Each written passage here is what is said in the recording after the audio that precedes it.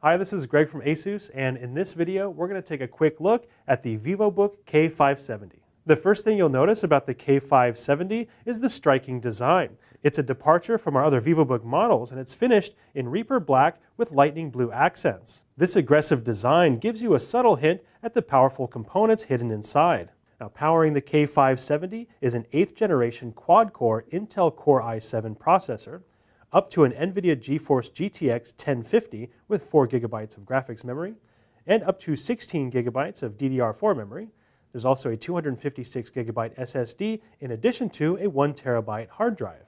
With these components, the K570 is a great all-around laptop. It would also make a fantastic entry-level gaming system for a casual gamer or even a budget-friendly mobile workstation. The display is a 15.6-inch 1080p IPS-type panel with a 178-degree viewing angle. It also features a full-size backlit keyboard with a 10-key and 1.4 millimeters of travel.